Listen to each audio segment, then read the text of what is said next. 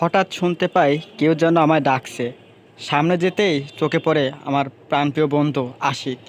পুরো দিনের মধ্যে অনেকটা সময় তার সঙ্গে আমার অতিবাহিত হতো, কিন্তু এখন বর্তমান কর্ম নামের এই জেলখানাতে আমরা সবাই বন্দি, যার জন্য হঠাৎ করে পথ চলতে দেখা হয় আমার বন্ধুদের সাথে। হ্যাঁ গায়েস, আমি ইসমাইল হাসান মুরাদ। আর আমার পাশে যাকে দেখতে পাচ্ছেন, ছোট ভাই অন্তর। আর ওর কাছে আসার উদ্দেশ্য হচ্ছে, ওর বাইকটা আমার কাছে ছিল, আর বাইকটা ওকে আবার দেওয়ার জন্যই ওর বাসায় আসা। আর এখন আমরা যাচ্ছি ঘোড়ার ঘাটের দিকে। আমাকে ও ওখানে নামাই দিবে, আর ওখানে নামানোর পরে আমি একার মতো আমি আবার চলে যাব আমার গন্তব্যস্থলে। নদীর এপার আর ওপারের মানুষের যাতায়াত ব্যবস্থা হিসেবে ব্যবহৃত হয় নৌকা, আর আমার এখন এই নৌকায় পাড়ি দিতে হবে। তারপর আমি চলে এলাম ঘোড়ার ঘাটের দিকে, আর সামনেই তো ঘোড়ার ঘাট। আর এখান থেকে আমি পাড়ি দেব শহরের উদ্দেশ্যে। নদী পার হওয়ার জন্য জনপ্রতি দিতে হবে 5 টাকা করে।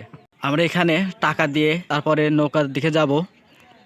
যে বাইকটা দেওয়ার জন্য আমার এখানে আসা, তাহলে সেই বাইকটা হচ্ছে এইটা। ছোটো ভাই অন্তর আর আমার বন্ধু আলামিন আমাকে এখানে নামিয়ে দিয়ে যায়। তারপর থেকে আমি এখানে অনেক সময় অপেক্ষা করি নৌকার জন্য। আর অপেক্ষা করার কিছুক্ষণ পরে দেখতে পাই যে নৌকা আসছে।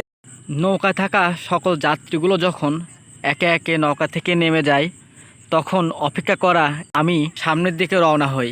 আর নৌকায় উঠে নৌকার সব থেকে যে প্রথম সামনের যে জায়গাটা, এই জায়গাটা আমি দখল করি। আর এখান থেকে সামনের ভিউটা ছিল দেখার মতো।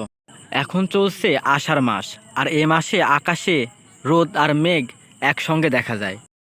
আর আমি যেই সময় নৌকার উপরে আছি, তখন রৌদ্রের তীব্রতা ছিল খুবই বেশি, যে জন্য অপেক্ষাটা ছিল খুবই কষ্টকর।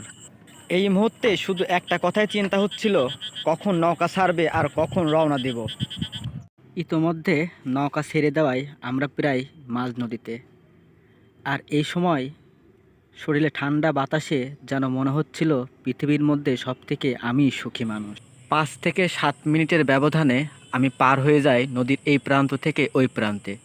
নৌকা থেকে নামতে চোখে পড়ল সামনে অনেকেই দাঁড়িয়ে আছে নৌকা পারাপার হওয়ার জন্য। আর আমি নৌকা থেকে নেমেই সামনে চলে যাই রাস্তার দিকে। এখানে অনেকক্ষণ অটোর জন্য অপেক্ষা করে অটো না পেয়ে আমি লাস্টে রিক্সা নিলাম। আর এই রিক্সা করে আমি রওনা হলাম আমার গন্তব্যস্থলে।